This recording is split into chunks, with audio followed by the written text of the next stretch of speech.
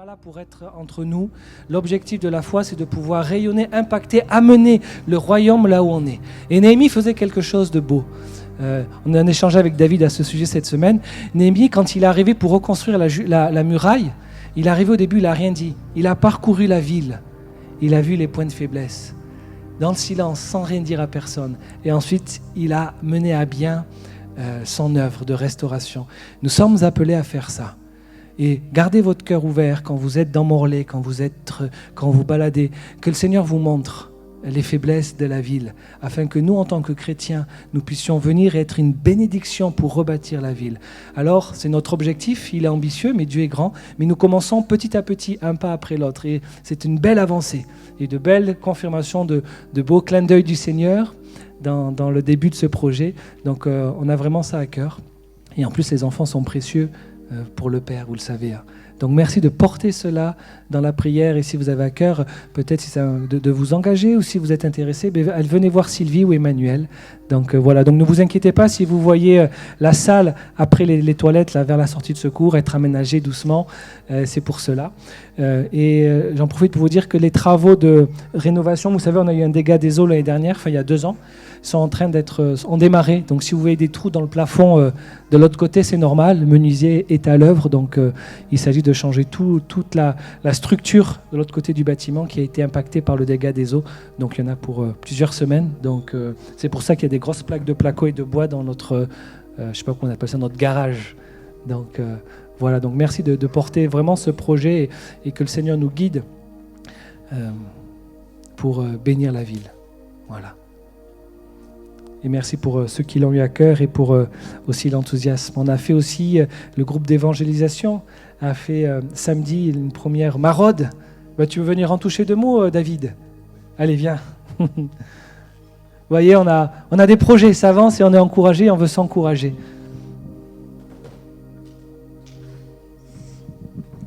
Voilà, bonjour. Donc on était avec, donc il y avait Serge, Sylvie, il y avait Emmanuel, Catherine, Victor, il est là, oui, et Jonathan. Donc on s'est donné rendez-vous ici à 10h. On est parti aux alentours du marché de Morlaix, à la rencontre des personnes en fait. On a amené du café, du thé, des petites madeleines en sachet individuel pour aller distribuer donc au SDF. Donc on s'est répartis en petit binôme, Serge et Sylvie, puis tout le reste, nous étions ensemble. Et donc distribution aussi d'évangiles. Donc on était à la rencontre des SDF, donc très bon accueil, ils étaient contents, parce qu'il n'y avait pas de maraude pour l'instant sur la ville de Morlaix. Donc on a pu partager, les écouter, des vies difficiles qu'ils ont, mais on était joyeux en fait de le faire. On a eu beaucoup de joie à écouter et puis à partager. Donc on s'est mis à leur écoute et c'était magnifique. Certains ont demandé la prière, d'autres non. Mais je pense que... Et puis on leur a demandé est-ce qu'ils étaient toujours là la semaine d'après ? Ils disaient oui. Donc je pense qu'on a dans le cœur d'être fidèles, d'aller les voir régulièrement, d'instaurer la confiance et l'amour surtout. Et après, on verra ce que le Seigneur continuera à faire. Et aussi en discutant avec un SDF, il nous a dit qu'avait la ville de Morlaix laissé à disposition un local à toutes les associations. Donc pourquoi pas aussi ouvrir peut-être un local et discuter. Enfin voilà, on a plein de projets à faire avec Nathanaël, toute l'église. Donc ceux qui veulent aussi essayer de se joindre à nous, il n'y a pas de souci. Vous serez la bienvenue, la joie, l'amour et puis le Saint-Esprit qui va vous guider. Voilà, merci. Merci. Est-ce qu'on peut encourager toutes les équipes, que ce soit pour le dressing enfant ou pour la maraude, voilà. Alors, c'est des projets qui naissent, qui prennent racine et qui germent petit à petit, et donc on veut honorer ça et voilà, que le Seigneur nous continue de nous guider pour bénir cette ville, pour aimer la ville. Amen, parce que nous sommes appelés à être aimants, parce que Dieu est amour et nous devons lui ressembler, n'est-ce pas ? Est-ce qu'il y en a qui grandissent dans leur compréhension de l'amour ? Amen. Amen. C'est plus complexe plus précis, plus large, plus haut, plus profond, plus long que ce qu'on pouvait imaginer, l'amour. Je vous ai parlé de 4 dimensions de l'amour. L'apôtre Paul parle de l'amour comme une dimension, connaître la hauteur, la largeur, la profondeur et la longueur. Alors, il ne donne pas de détails sur ce que veut dire ces 4 dimensions, mais ça nous permet simplement de comprendre que ce n'est pas simplement une chose. Je peux aller dans une direction et dire que oui, dans ce cas-là, je l'aime, mais si je ne suis pas dans la dimension de la longueur ou de la profondeur ou de la hauteur, eh bien, mon amour n'est pas complet. Et nous avons vu que l'amour n'est pas simplement une émotion. Ça, c'est la façon dont, dans le monde, on définit. J'aime quelque chose parce que ça me procure un plaisir. C'est la définition que nous avons de l'amour. Le problème, c'est que cette émotion-là, elle est éphémère. Ce qui va me réjouir aujourd'hui, peut-être ne me réjouira plus demain. Et baser l'amour, simplement le ressenti, c'est un amour très très faible, qui ne rend pas compte de ce que Dieu a pour nous, et de ce que Dieu veut pour nous, et de ce qu'il veut qu'on communique au monde. Donc notre devoir, en tant que fils de Dieu, c'est de comprendre cet amour qui vient du Père, cet amour qui vient du ciel, pour ensuite le déverser. Il faut qu'on en prenne connaissance, il faut qu'on grandisse dans la connaissance de cet amour pour comprendre comment Dieu nous aime, pour que cet amour nous remplisse et qu'il déborde et qu'il soit communiqué autour de nous. Nous avons vu que même si l'amour n'est pas une émotion, elle a une dimension émotionnelle. Il faut qu'on soit passionné par quelque chose. Il y a une dimension d'amour qui est la passion. Et on mesure la passion à la poursuite. Je suis passionné, ça se voit par la façon dont je poursuis quelque chose. Ça peut être une personne, ça peut être une œuvre, ça peut être un travail, ça peut être... Eh bien, plus je poursuis cette chose, plus je suis passionné, plus je suis amoureux de cette chose. C'est pour ça que la Bible nous met en garde sur notre amour du monde. Parfois, nous sommes à la poursuite des choses de ce monde et nous oublions Dieu. Et nous n'avons pas conscience que c'est un manque d'amour. Donc, il y a la poursuite. Il y a l'engagement. Et là, l'engagement, il n'y a pas d'émotion qui est impliquée. Peut-être au début, dans le départ de quelque chose, mais fondamentalement, l'engagement ne fait pas appel à l'émotion, mais à la fidélité, à la loyauté. Quand je marche dans l'engagement, dans la fidélité, je suis dans l'amour. Jésus était engagé. Il s'est engagé pour la mission. Il a été jusqu'au bout. L'engagement dans le mariage, l'engagement dans les décisions que l'on prend est une marque d'amour. Et l'engagement se voit dans la durée. Ensuite, il y a quoi d'autre?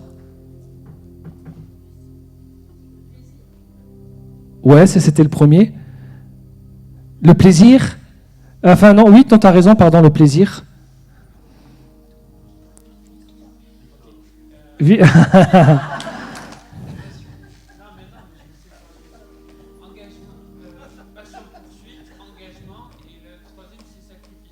Amen.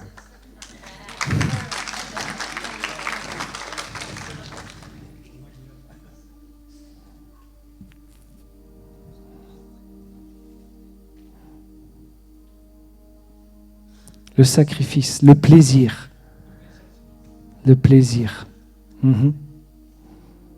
On doit se réjouir. Il y a une dimension de plaisir. On a vu les exemples dans lesquels Jésus se réjouissait, les apôtres se réjouissaient malgré les souffrances, malgré l'emprisonnement. Paul aux Philippiens dit « Réjouissez-vous comme un ordre ». Donc oui, c'est l'engagement. Oui, c'est aussi le sacrifice. Je vais juste le rappeler. Mais une vie simplement où je sers Dieu et je fais, sans la dimension du plaisir, va faire de nous des chrétiens amers, comme le fils prodigue, en tout cas son grand frère, qui n'a pas su se réjouir, il était dans le faire. Et voici que depuis tant de temps, je fais, et je n'ai pas ce que mon frère a. Et il ne connaissait pas le Père, il ne connaissait pas bien le Père. Il ne pouvait donc pas se réjouir dans ce que le Père faisait ou dans ce qu'il pouvait avoir. Et bien sûr, la dimension du sacrifice. Le sacrifice, c'est l'engagement poussé à son extrême. Le sacrifice, c'est aller au-delà de l'engagement, c'est accepter de perdre, de souffrir ou de renoncer à quelque chose pour rester fidèle à son engagement. Dieu a tant aimé le monde que quoi? Son amour était si grand qu'il s'est donné pour nous. C'est rester fidèle, même si cela implique un prix élevé. C'est rester fidèle dans notre engagement, par exemple pour le travail ou une mission que Dieu a pour nous, même si ça implique un sacrifice, un prix élevé. Rester fidèle dans notre couple, même si ça implique un prix élevé. Rester fidèle envers nos enfants, le sacrifice, c'est la plus belle, ce n'est pas la seule, mais peut-être la plus grande expression, la plus profonde expression de l'amour. C'est lorsque je suis prêt à me sacrifier. Et ce sont les 4 dimensions dont je vous ai parlé. Et j'aimerais aujourd'hui vous donner une définition de l'amour. Bon, une définition, c'est ambitieux. Je pense qu'elle ne définira pas tout, mais en tout cas, on va aller un petit peu plus loin maintenant qu'on a compris ces 4 dimensions.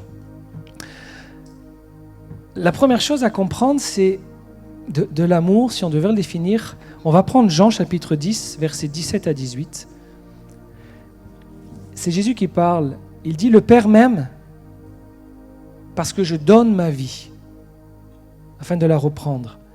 Personne ne me l'ôte, mais je la donne moi-même. J'ai le pouvoir de la donner, j'ai le pouvoir de la reprendre. » Qu'est-ce que l'on comprend ? On comprend que Jésus sait que c'est la volonté du Père qu'il aille jusque-là. Mais Jésus a conscience que c'est lui qui décide de la donner. Il dit « Je donne ma vie. » Personne ne me l'ôte. Qui a tué Jésus ? Est-ce les Juifs ? Est-ce les Romains ? Aucun des deux. C'est Jésus qui s'est donné lui-même. Il dit « Je donne ma vie ». Il a le pouvoir. Il avait le pouvoir de descendre de cette croix. Il avait le pouvoir de faire venir une myriade d'anges qui l'auraient protégé. Il est Dieu, mais il a décidé. Autrement dit, il a fait un choix. L'amour, c'est d'abord un choix. Jean 6, 38, « Car je suis descendu du ciel, non pour faire ma volonté, mais la volonté de celui qui m'a envoyé. J'ai décidé, moi le Fils, d'obéir au Père et de descendre pour accomplir sa volonté. » C'est volontaire, il a un but, faire la volonté du Père.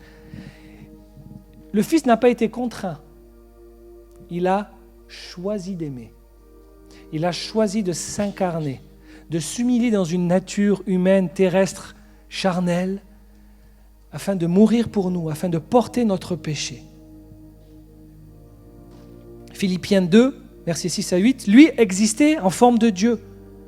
Existant en forme de Dieu, n'a point regardé comme une proie à arracher d'être égal avec Dieu, mais s'est dépouillé lui-même, en prenant une forme de serviteur, en devenant semblable aux hommes. Jésus a volontairement décidé de choisir, de s'abaisser, par amour, par humilité. Donc, on doit comprendre que le vrai amour, c'est un choix. C'est un acte, ça vient de notre volonté. Ce n'est pas basé sur nos sentiments.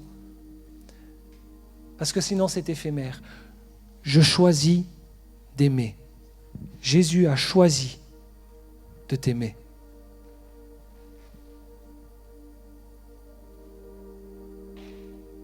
Tu comprends que me mettre en couple pour entrer dans une relation sérieuse, ce n'est pas basé sur une émotion, mais c'est basé sur un choix qui va impliquer engagement,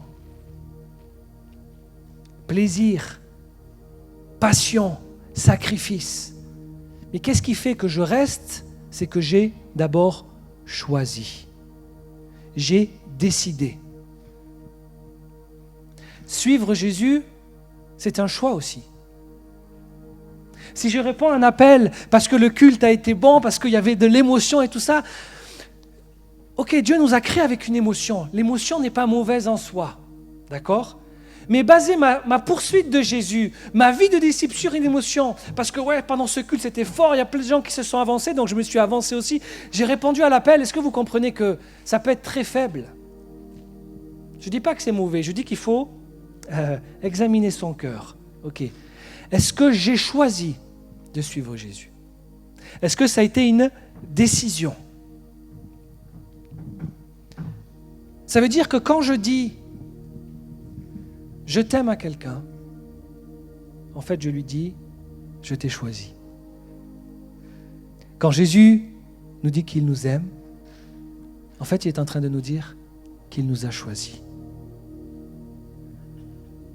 Donc notre volonté doit être impliquée dans l'amour, sinon ce n'est pas de l'amour. L'amour est un choix. Choisir d'entrer avec quelqu'un, par exemple, pour le mariage.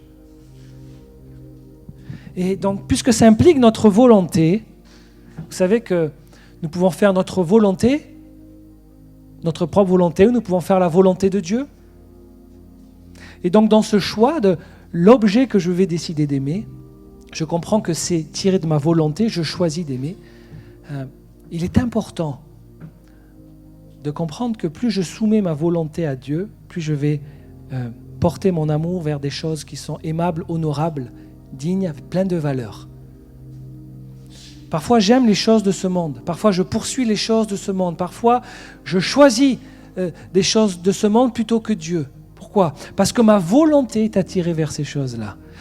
C'est pour ça que Jésus, lorsqu'il enseigne la prière à ses disciples, qui lui demandent « Mais enseigne-nous à prier », il leur enseigne à prier non pas ma volonté, mais ta volonté. Lorsque la volonté de Dieu vient prendre possession, vient s'infuser en moi comme un sachet de thé qui s'infuse dans l'eau chaude, lorsque ma proximité avec Dieu est telle que sa volonté, je fais des choix qui sont déjà dans sa volonté, eh bien, je vais me diriger vers... Je vais commencer à aimer les bonnes choses. Et je vais commencer à aimer de la bonne manière.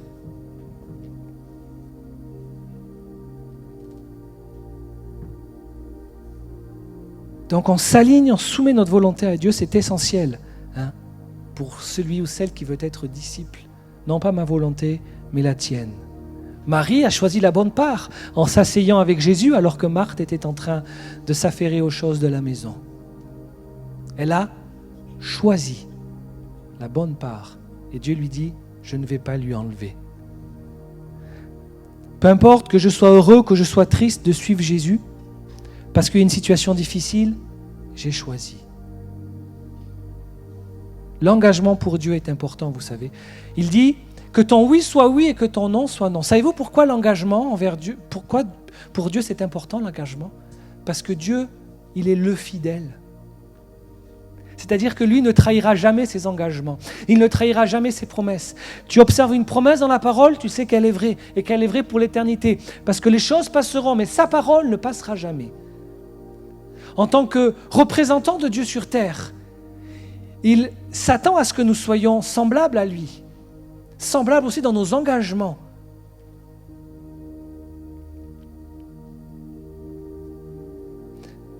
Et lorsque mon engagement envers Dieu est faible, lorsque l'adversité arrive et que je me détourne du Seigneur, c'est que peut-être que mon amour pour lui n'était pas assez grand, peut-être que je ne l'avais pas vraiment choisi. Parce que quand j'ai décidé, quand je dis « je te choisis Seigneur »,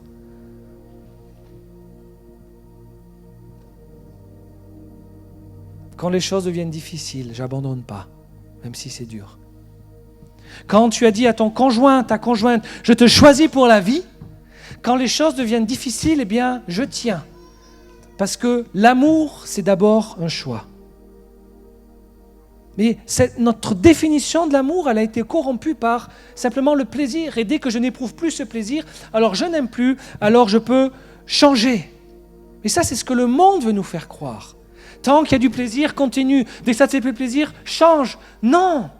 Combien de fois dans la parole nous pouvons lire que Dieu a été en colère, blessé par les agissements de son peuple. Il prend l'exemple de l'idolâtrie pour exprimer de l'adultère, qui est une blessure profonde, pour exprimer ce qu'il ressentait envers le peuple d'Israël, lorsqu'il allait adorer d'autres dieux, d'autres idoles. Il dit, c'est comme pour moi un adultère, une tromperie. Vous n'êtes pas resté fidèle. Vous avez choisi quelqu'un d'autre, un autre Dieu. Et donc le choix veut dire que nous avons d'autres options. Si choisir c'est aimer, c'est-à-dire que tu as le choix d'aimer ou de ne pas aimer. Tu as le choix d'aimer ceci ou d'aimer cela. Sur le plan professionnel, sur le plan géographique, sur le plan de l'amour, tu as le choix. Et c'est exactement pour cela que nous devons prendre soin de nos enfants, parce qu'eux n'ont pas choisi de venir sur terre. Dieu nous laisse libres. Ainsi, nous pouvons comprendre que les personnes qui manipulent en fait, se place sur le chemin contraire de l'amour, puisque la manipulation, ça vise à forcer la volonté de quelqu'un pour faire quelque chose. Et c'est souvent pour servir ses propres intérêts. La Bible parle de cela, c'est Jézabel. Et derrière Jézabel, c'est Baal. Manipulation, c'est de la sorcellerie en fait, lorsque l'on veut chercher à manipuler par derrière.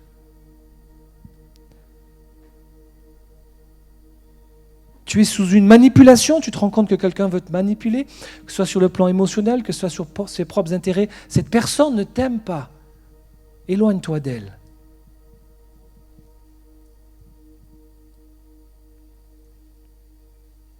Dieu lui-même nous laisse libres de le suivre ou non.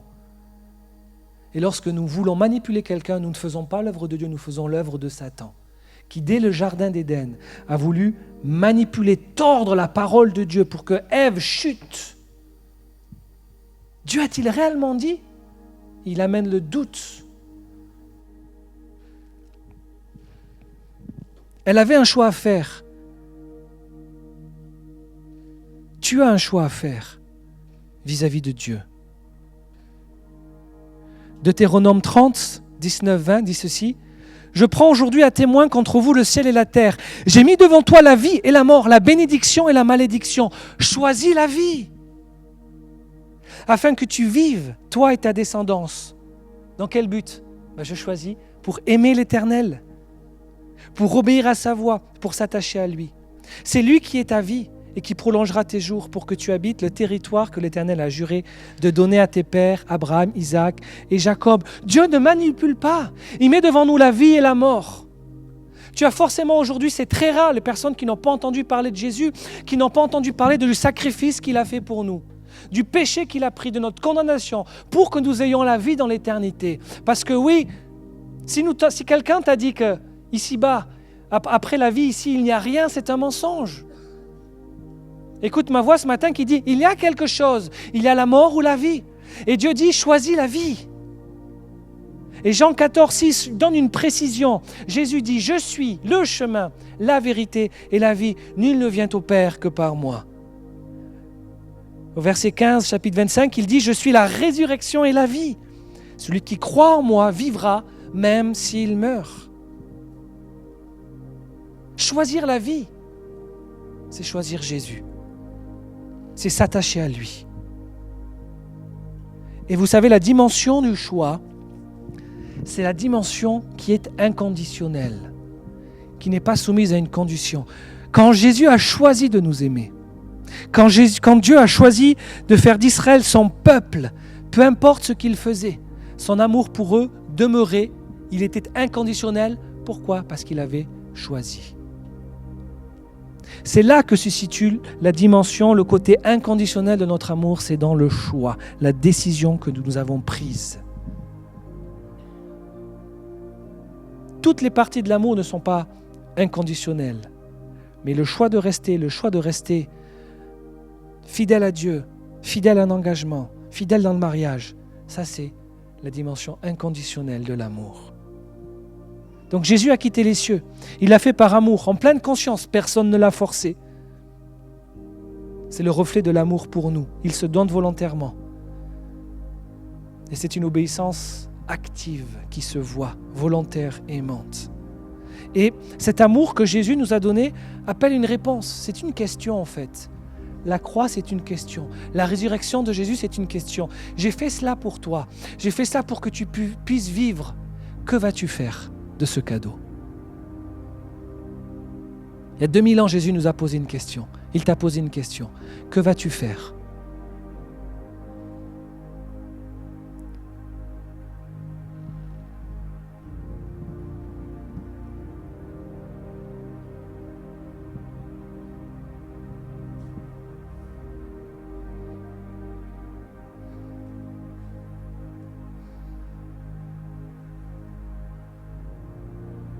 Tu peux décider peut-être aujourd'hui de choisir. Peut-être que la foi, ça t'a été inculqué dans ta vie, dans ton enfance. Tu as su, mais tu t'es pas toi-même engagé envers Dieu. Tu ne l'as pas choisi, on te l'a présenté, mais tu n'as pas pris cette décision de dire « Ok, je choisis, Je mets les chaussures du disciple de Jésus. Je choisis de répondre à son appel. Et en faisant cela, tu choisis la vie.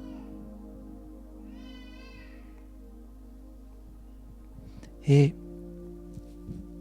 si notre amour est basé sur le choix, on peut se poser la question, sur quoi je me base pour faire mes choix?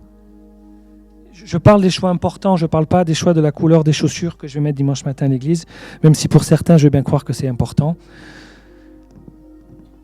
Le choix du conjoint, le choix de suivre Jésus, le choix de son travail.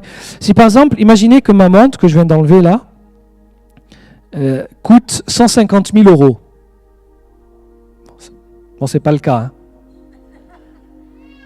J'oserais pas porter un truc aussi cher à mon poignet. Je ne sais même pas si j'oserais acheter une montre de ce prix-là. Bref, la mienne est 1000 fois moins chère. Si je dépose cette montre ici, et puis je dépose ici, j'en sais rien, un billet de 5 €. Et que je vous dis, vous avez le choix. Mais vraiment, vous êtes libre et puis personne ne vous dira rien. Bon. La majorité des personnes vont venir chercher la montre. 150 000, oui. Ça va rembourser mon prêt, je vais pouvoir m'acheter une maison, ça va faire ceci, cela. Vous pouvez la vendre hein, si vous la prenez. Hein. Et pourquoi on va vers cette montre? Parce que sa valeur est plus grande. Donc je vais choisir cela à cause de la valeur de l'objet.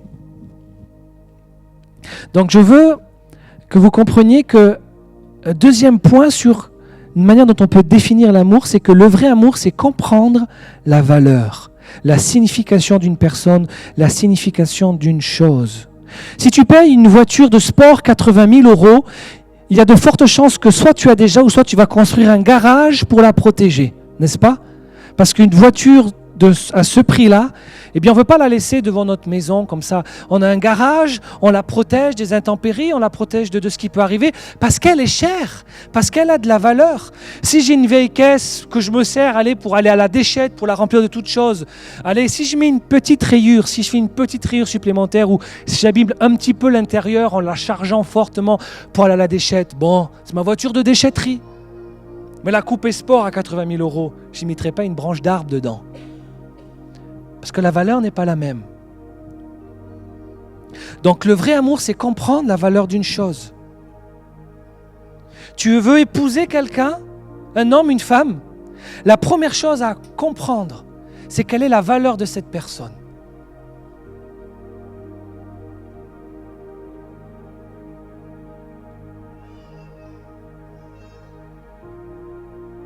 Imaginons qu'une personne qui a envie de se lancer dans le mariage et puis qui a pour projet d'avoir d'enfants, il se marie et puis voici 1 mois passe, la femme ne tombe pas enceinte. 2 mois passent, toujours pas d'enfant. 5e, 6e, 1 an, toujours pas d'enfant. La personne décide de se séparer parce que la femme ne peut pas lui apporter d'enfant. Quelle est la valeur que cet homme a apportée à sa femme? Ne dites jamais que vous aimez quelqu'un, une femme, un homme, si vous n'avez pas perçu la valeur ou la signification de cette personne dans votre vie.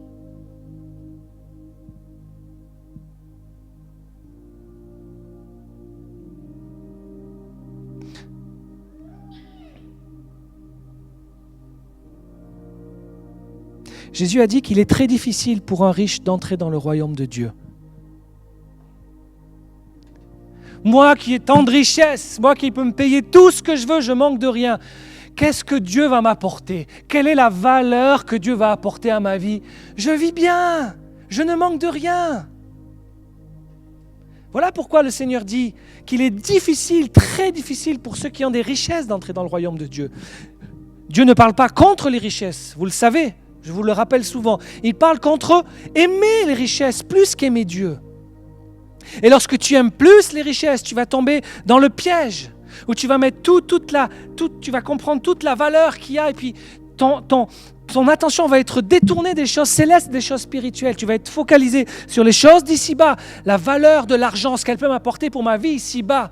Et tu détournes ton attention des choses plus importantes, l'éternité.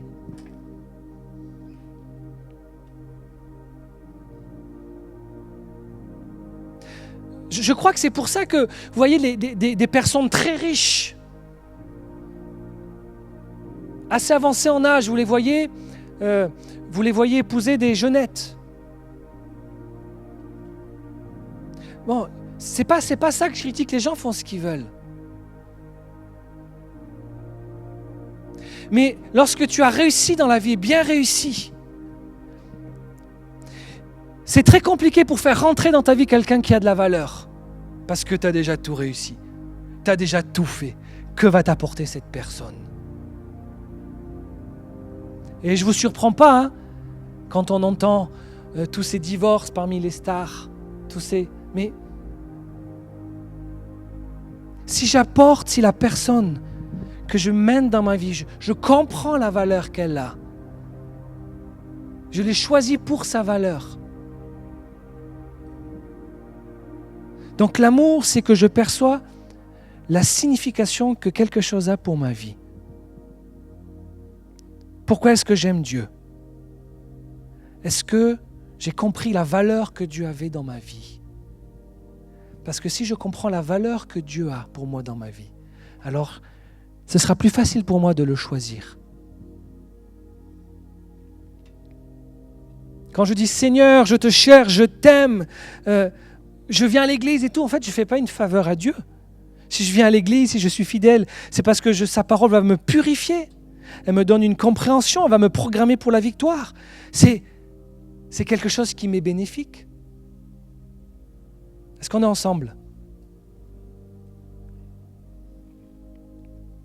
Si après le mariage, je ne me soucie plus de mon conjoint, parce que ça y est, j'ai obtenu mon mariage et puis c'est ce que je voulais, eh bien c'est un signe que je n'ai pas compris la valeur de la personne qui est en face de moi. Et ça se ressent dans les relations. Quand je montre à l'autre qu'il n'a pas de valeur. Et c'est tout le contraire de ce que Dieu veut.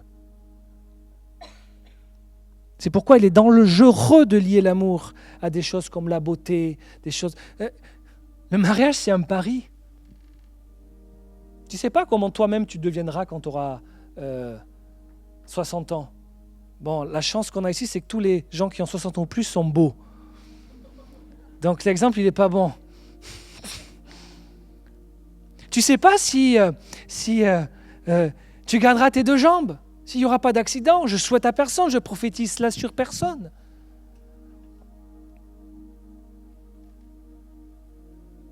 Mais si la personne que tu aimes commence à souffrir d'un cancer, qu'elle est obligée d'être en fauteuil roulant, qui c'est qui va la pousser? Tu vas dire, ah ben non, je ne veux plus de cette personne, elle n'a plus de valeur pour moi. Mais la valeur que la personne a. Je vous aime signifie que je comprends l'étendue de ta valeur, de ta utilité, de la signification de ta vie pour ma destinée. C'est ça que cela veut dire. Et ça veut dire se mettre dans une position de vulnérabilité. Je comprends la valeur que tu as. Je comprends comment tu peux m'aider. Et ce n'est pas dans un sens égoïste, c'est dans un sens de s'élever ensemble. Quelque chose qui est très compliqué pour les hommes, c'est de comprendre la position et la valeur que Dieu donne à la femme, notamment dans le mariage. Il dit qu'elle sera une aide. Le mot aide, c'est le même mot qui est employé quand Dieu aide Israël. Je ne crois pas que ce soit négatif ou réducteur quand on voit que Dieu aide Israël. De la même, ce n'est pas négatif ni réducteur quand la femme aide son mari. Et si tu ne perçois pas la valeur que la femme que Dieu a placée auprès de toi a, tu ne seras pas au bénéfice de cette aide et tu la mépriseras. Que le Seigneur nous aide à voir les choses différemment. Il dit dans 1 Pierre 3,7, « Marie, vivez de même avec votre femme en tenant compte de sa nature plus délicate, honorez-la comme devant aussi héritier avec vous de la grâce de la vie, afin que rien ne fasse obstacle à vos prières. » Messieurs, notre attitude, notre positionnement vis-à-vis de notre femme peut bloquer nos prières. Mais notre femme, c'est l'honorer, traiter comme elle est précieuse. Éphésiens 5, 28-29, c'est ainsi que les maris doivent aimer leur femme, comme leur propre corps. Celui qui aime sa femme s'aime lui-même, car jamais personne n'a haï sa propre chair, mais la nourrit et en prend soin, comme le Christ fait pour l'Église. La valeur que tu apportes à ton frère et ta sœur, que ce soit dans ta famille ou dans l'Église. Philippiens 2,8, ne faites rien par esprit de rivalité, par vaine gloire, mais que l'humilité vous fasse regarder l'autre comme étant au-dessus de vous-même. Quand tu regardes ton frère, ta sœur, comme étant quelqu'un de valeur, eh bien, tu as beaucoup moins de difficulté à le placer plus haut que toi. C'est pour ça que voir les autres, cette compréhension de la valeur, ça mène dans l'humilité, dans la vulnérabilité.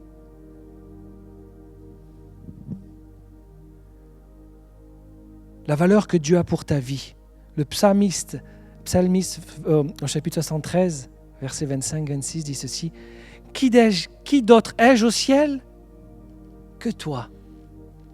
Et sur la terre, je ne prends plaisir qu'en toi.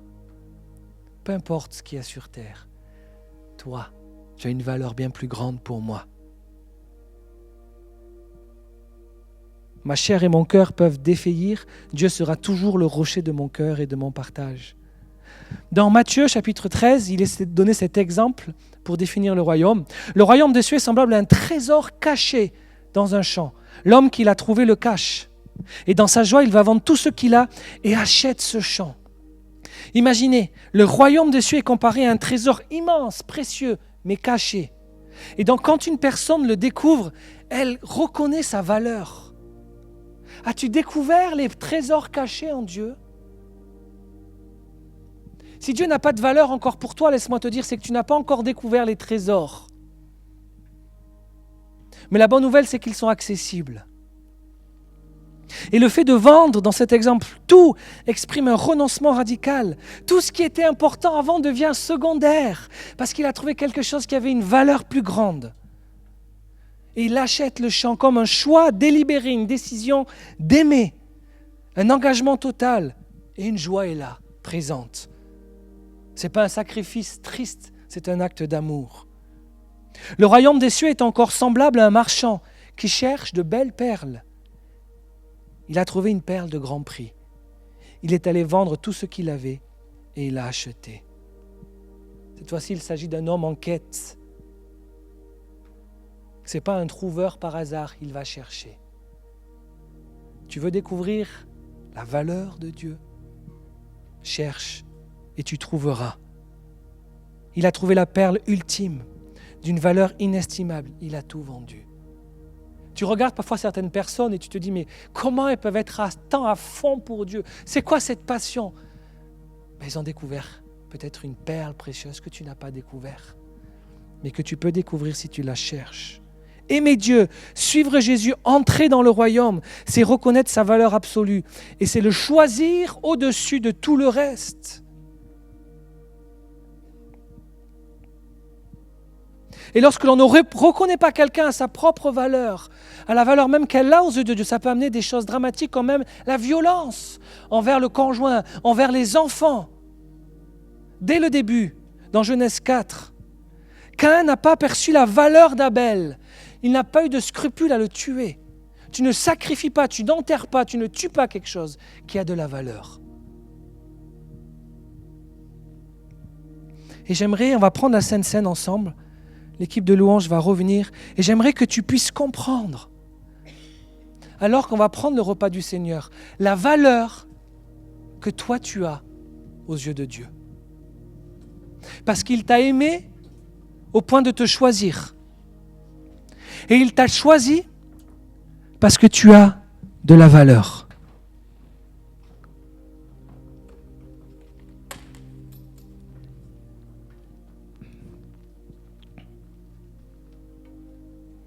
Est-ce qu'on peut se lever ensemble?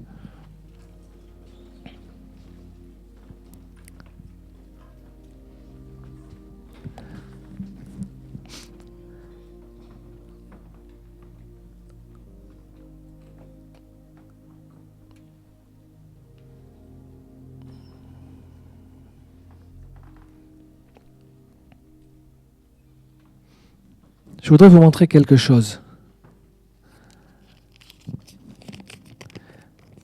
J'ai ici un billet de 50 euros. OK? Combien vaut ce billet?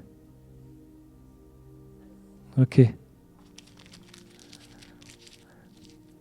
Combien vaut ce billet? OK. Combien vaut ce billet? OK. Non.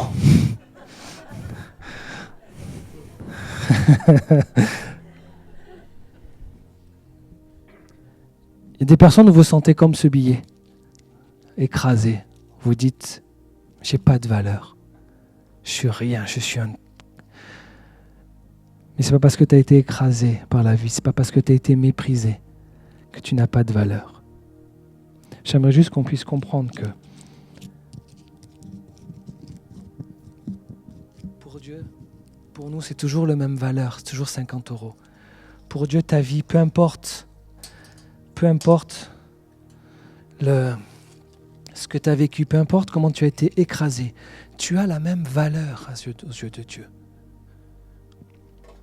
Et on va prendre le repas du Seigneur dans cette compréhension-là.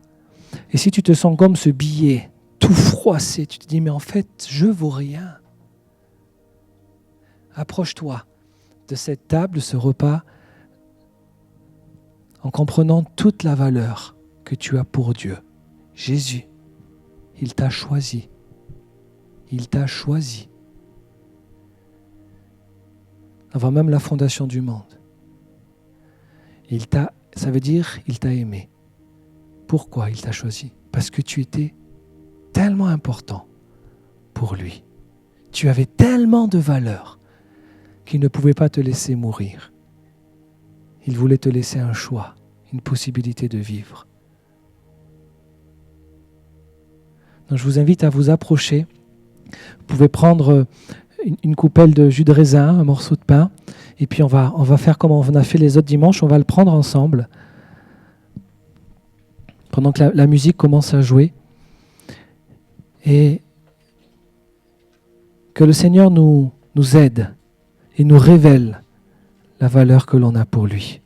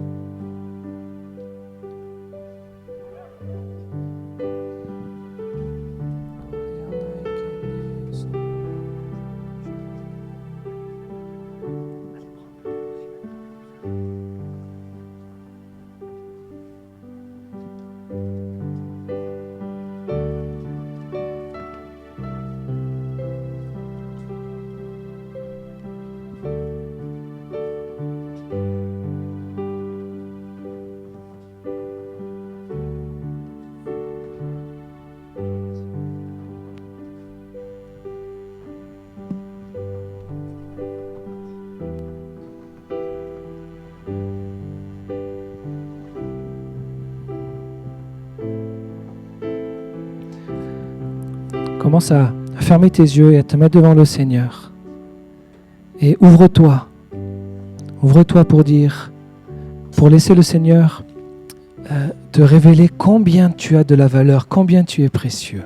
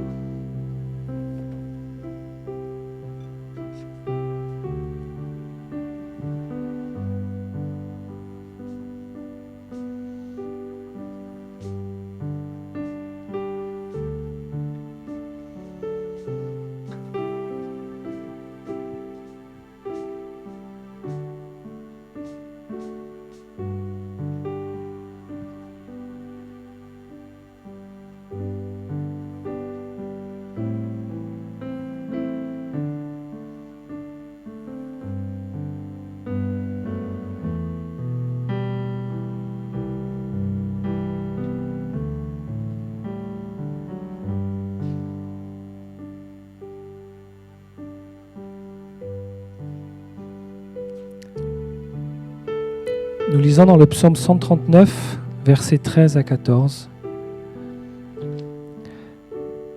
C'est toi qui as formé mes reins, qui m'as tissé dans le sein de ma mère. Garde les yeux fermés. Je vais relire ce psaume, il est pour toi.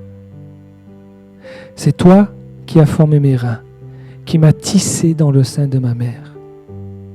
Le psalmiste comprend que Dieu était impliqué dès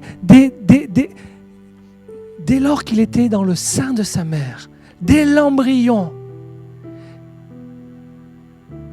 Voici que Dieu, il a compris que Dieu l'aimait tellement, qu'il avait tellement de valeur pour Dieu. Il a compris que Dieu était impliqué alors que personne ne le voyait.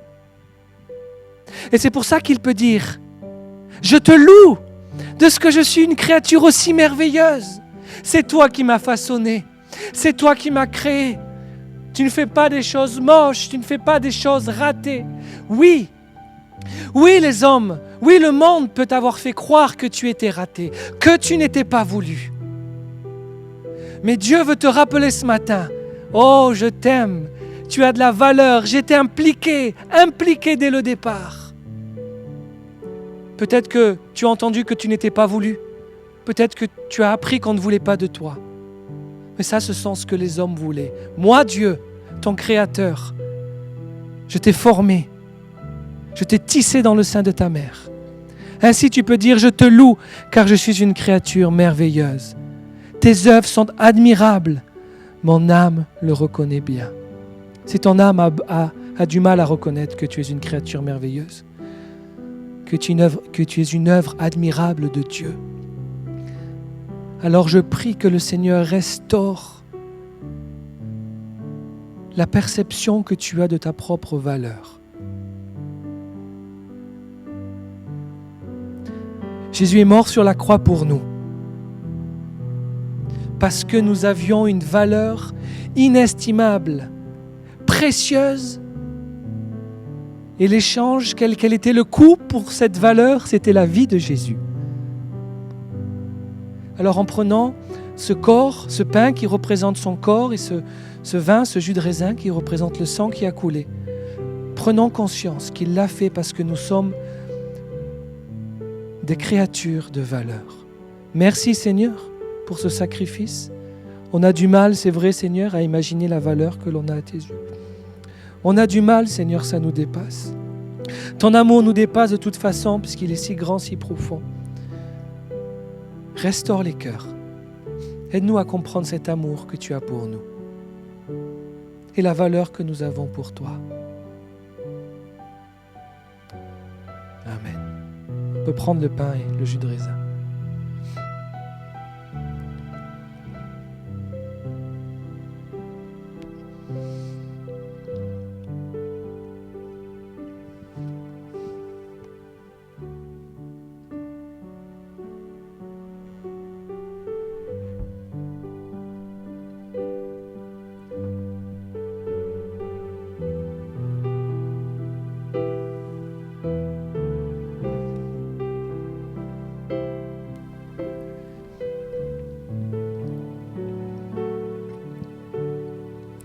Et avant de chanter le chant, laissez-moi, lisons ensemble Ésaïe 43, les 5 premiers versets.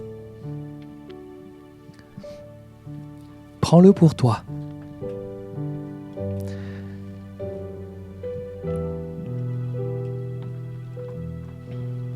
Ainsi parle l'Éternel,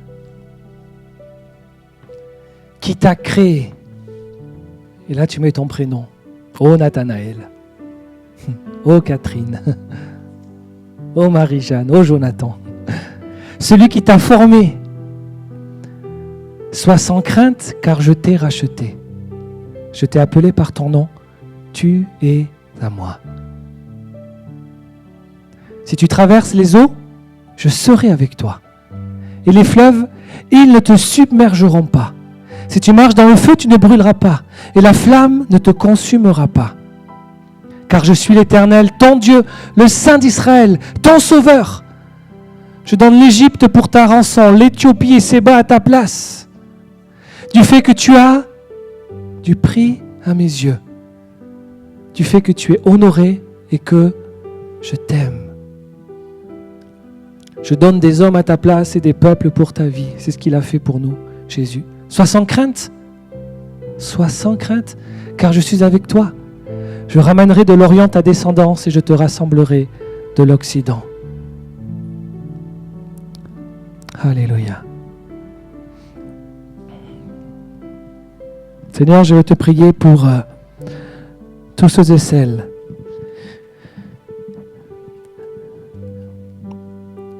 dont la valeur a été froissée, amoindrie, écrasée. Je prie que tu puisses rétablir cette valeur.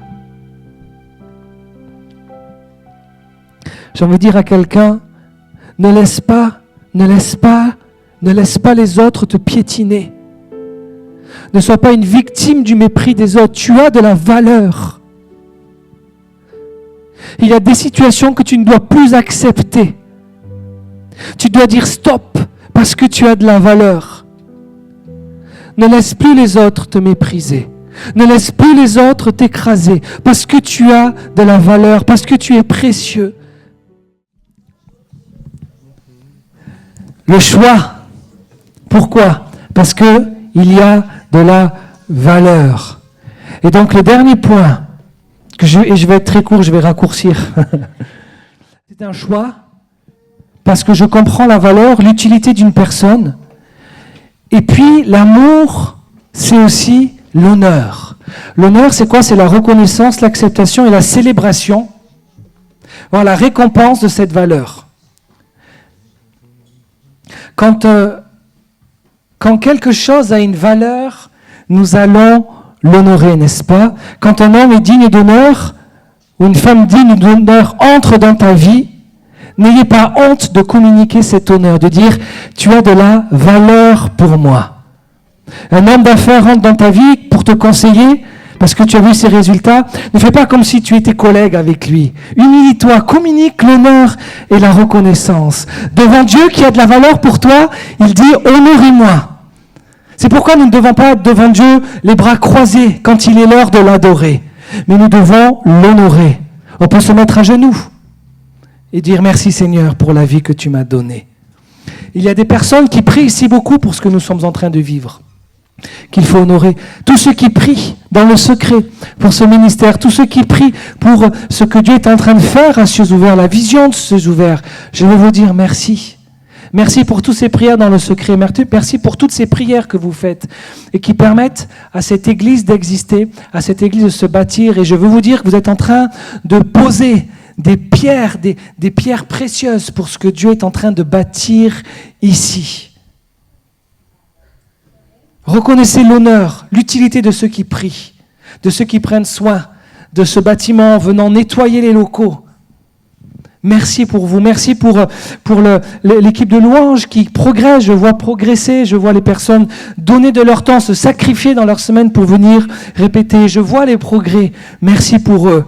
Et merci pour toutes les personnes qui se mettent à disposition de Dieu pour faire avancer les uns et les autres. Nous devons apprendre à honorer. Vous avez à l'entrée le kakimono de la vision de l'Église. Dans la vision, il y a une de nos valeurs qui s'appelle l'honneur. Si vous voulez connaître cieux ouverts, cette famille cieux ouverte, vous avez ce panneau où il y a marqué vision, ça résume ce qu'on vit, en tout cas ce qu'on veut vivre. Je t'aime signifie que je suis prêt à célébrer ton unicité. Je t'ai choisi, tu as de la valeur et je veux le célébrer. Es-tu prêt à célébrer l'unité dans ce que Dieu fait? Es-tu prêt à célébrer la valeur dans ton mariage, chez ton frère et ta sœur, chez tes parents, chez Dieu? L'amour, c'est un choix. C'est une perception de la valeur de Dieu, des hommes ou des choses, l'utilité qu'il y a dans ta vie. Et l'amour, c'est aussi célébrer, honorer cette utilité-là. Ne tenons rien, mes amis, pour acquis. Romains 2,10, ce sera le dernier verset, dit ceci. Par amour fraternel, soyez pleins d'affection les uns pour les autres. Par honneur, usez de prévenance réciproque. L'honneur, mes amis, doit être mutuel. Beaucoup de souffrances dans les relations sont dues au fait que cet honneur n'est pas mutuel. Donc l'amour, ce n'est pas que des émotions, c'est plus que cela. L'amour, c'est pas le sentiment de picotement ou les papillonnements dans le ventre, c'est plus que cela. Il y a des dimensions à l'amour, il y a la passion, il y a l'engagement, le plaisir, le sacrifice. Et l'amour tel que Dieu nous le définit dans sa parole, c'est un choix. 2, une perception de la valeur. Et 3, une célébration de cette valeur-là. Alors je vous encourage, apprenez à célébrer, à honorer. Quelqu'un a une parole pour toi, va le dire. Quelqu'un pendant le culte a libéré une parole et c'était pour toi, va honorer, va bénir. Honorons-nous les uns les autres. Trouve quelqu'un avant de partir aujourd'hui et dis-lui, je vois ce que tu fais dans tel domaine, et je veux reconnaître et je veux t'honorer pour ce que tu fais. Alléluia. Il y avait beaucoup d'infos pendant ce mois de préparation, d'enseignement sur l'amour. Et moi-même, c'était compliqué parfois de prêcher parce que, alors que j'étudiais cela pour vous, je me suis rendu compte à quel point j'étais pas aussi aimant que je pensais l'être. Donc, parfois, c'était difficile d'arriver, de me tenir devant vous et de prêcher, sachant que ce message, j'avais besoin de l'entendre moi-même. Prenez là où vous êtes. Et s'il y a une dimension dans l'amour dans laquelle vous pouvez grandir, avancez à petits pas. C'est normal que devant l'amour de Dieu, on se sente si moindre, parce que Dieu est l'amour. Et on vise cela. Que le Seigneur vraiment vous bénisse et continue de nous faire grandir dans cet amour. Amen. Amen. Amen.